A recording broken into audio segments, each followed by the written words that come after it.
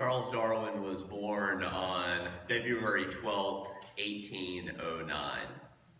In recent years, his birthday has become known as International Darwin Day, an annual opportunity to remember his life and to be inspired to act on the principles of perpetual curiosity, scientific thinking, and hunger for truth that he represented.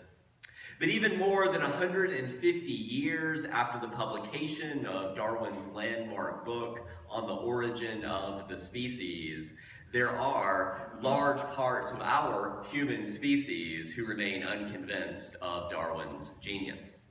Polls here in the US consistently show that 65% of adults do say that human beings and other living things evolved, while 31% say that humans and other living things have existed in their present form since the beginning of time. 31%. The tragedy of those creationism versus evolution debates today is that Darwin's theories of natural selection were among the greatest intellectual challenges of the late 19th and early 20th century. But we live in the early 21st century, in which we are long past the point in which evolution became settled science, the very basis on which much of the edifice of modern biology and more is built. Indeed, we're less than a decade away from the 100th anniversary of the Scopes monkey trial, which was in 1925. As Unitarian Universalists, our forebears were among the earliest religious leaders to accept the paradigm-shifting implications of evolutionary theory, that we humans are not a little lower than the angels, but merely a little higher than the apes with whom we share a common ancestor. We humans are not uniquely special creations that just arrived full form in some act of special creation at the beginning of time, but are instead deeply interconnected with other forms of life and the ecosystems of this earth. As our UU 7th principle affirms, we are called to respect the interdependent web of all existence, of which we are a part. Some of you may recall last Sunday when I said that Unitarian Universalism is part of what is known as the liberal turn in religion. And let me hasten to add in this presidential election season that that is not a reference to the Democratic Party. It is a reference to classic liberalism, from that Latin root word libere, meaning free. So the liberal turn in religion is a move toward freedom in religion, particularly freedom for individuals. It's a shift from authority grounded in community, in hierarchy, in tradition, to authority grounded in reason, what is logical, and experience, what you know firsthand, either in your own internal subjective experience or what can be proven through experience empirically in the scientific method. And that shift toward being a free religion matters when new ideas emerge, like Darwin's theory of evolution by natural selection. So what did Darwin mean by natural selection? Here's just one passage from The Origin of Species. Darwin wrote, "Owing to this struggle of life, any variation, however slight, and from whatever cause proceeding, if it be in any degree profitable to any individual of a species in its infinitely complete relations to other organic beings and to external nature, will tend to the preservation of that individual and will generally be inherited by its offspring." After Darwin, traditional religious claims were increasingly challenged by scientific evidence that complex life originated not through one divine act of special creation a few thousand years ago, but through billions of years of evolution. Many of our Unitarian and Universalist forebears had an openness to such new ideas because they had been deeply influenced by the European Enlightenment. As Immanuel Kant wrote in an essay, "What is Enlightenment?" that was published just a few decades before Darwin's birth. Enlightenment is man's exit from his self-incurred immaturity. Enlightenment is man's exit from his self-incurred immaturity. And immaturity is the inability to make use of one's intellect without the direction of another. And then Kant ended famously, dare to know. Dare to know. Unitarian Universalism is one among many progressive religious traditions in our world today that seeks to continue in the spirit of that Enlightenment project, of daring to know. If you're interested in reflecting further on how Darwin and other paradigm-shifting thinkers helped lay the groundwork for the modern world as we know it, one great overview that came out last year is called The Shape of the New. 4 big ideas and how they shaped the modern world. Now, it's a little which 4 ideas do you pick? Well, they picked Adam Smith, Karl Marx, Charles Darwin, and then they cheated a little on the 4th one and combined Thomas Jefferson and Alexander Hamilton. And they go through each of them in turn and reflect on how their 4 big ideas, capitalism, socialism, evolution, and liberal democracy, again, that liber, that free democracy, versus monarchy, right? The monarchy, which is not unlike religious authority, is that top-down imposed hierarchy, how those 4 big ideas continue to influence us today. But for this morning, 2 days after Darwin's birthday, International Darwin Day, I'd like to focus on Darwin. And as I do so, how might his perpetual curiosity, his scientific thinking, his search and hunger for truth inspire you today? What might you dare to know? And as we begin to reflect on the person behind that revolutionary idea that species originated not through special creation, but by means of natural selection, it's interesting to note that Darwin's own life was nowhere near as radical as his thought. Quite the opposite. Charles Darwin was a conventional and kindly Victorian gentleman. He was often ill and confined to bed. He married his first cousin and retired at an early age to a country home near London, where he lived with his family and worked with the most unthreatening creatures imaginable: pigeons and barnacles, earthworms and bees. Maybe not bees, they're a little threatening. But he was a modest person who lived quietly and attended occasional scientific meetings and shunned public debate.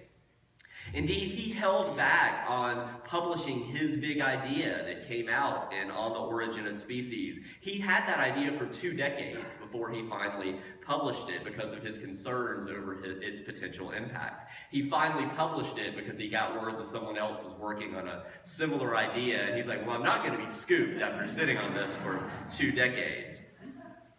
And tragically, Darwin himself was, even then, after 2 decades, not present when his theory was finally presented to the public because he was mourning the death of his 2-year-old son, Charles Jr., from scarlet fever.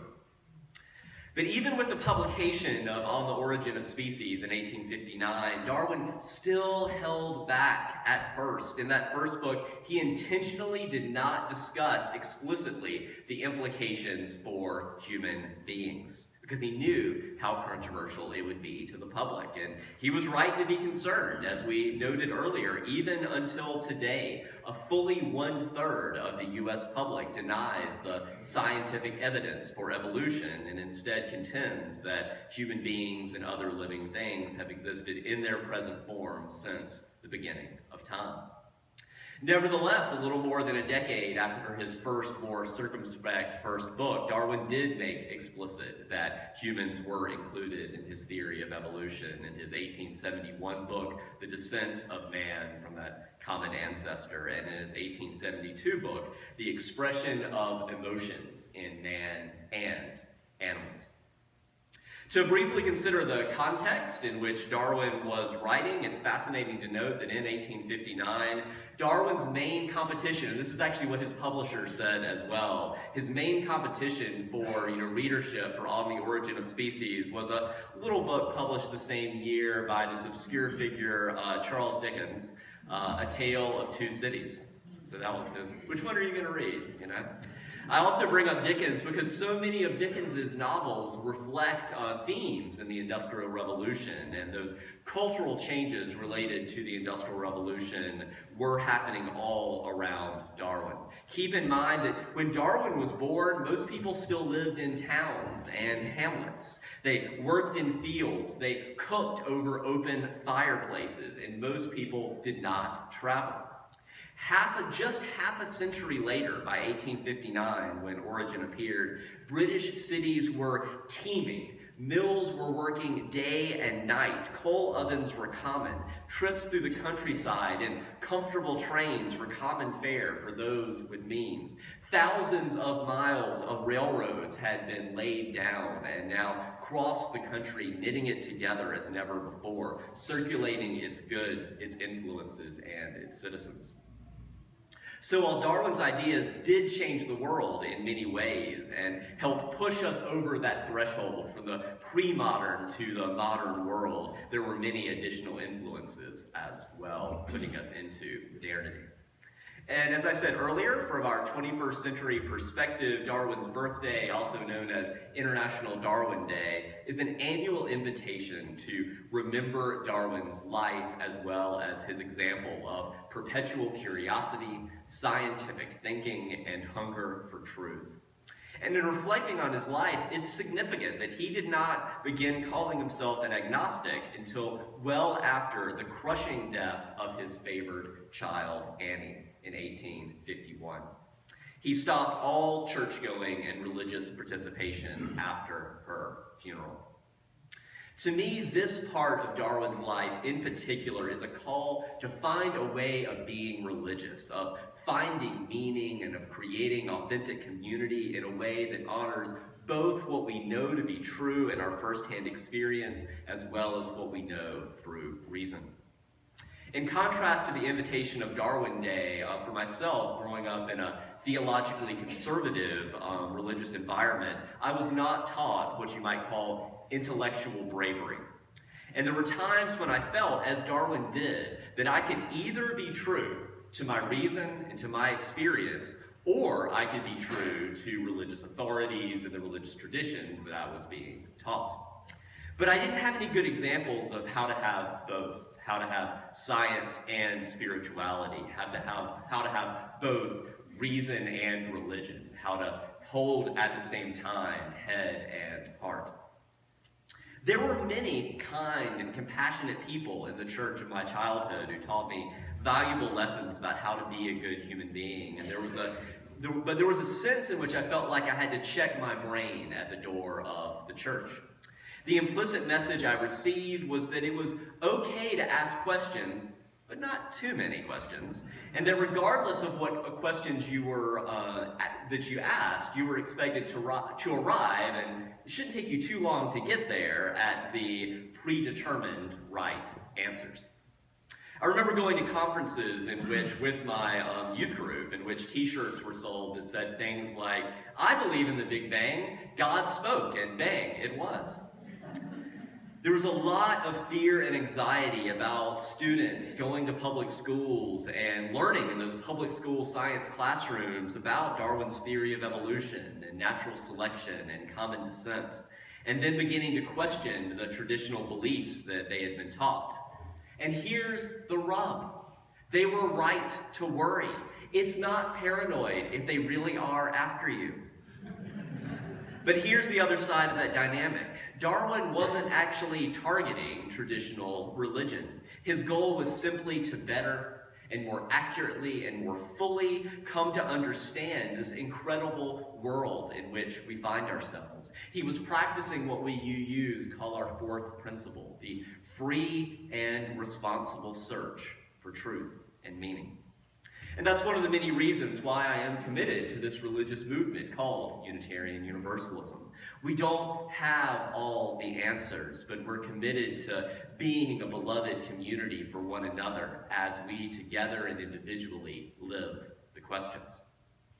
For now, I'll conclude by inviting you to hear the final paragraph of Darwin's 1859 book on the origin of species.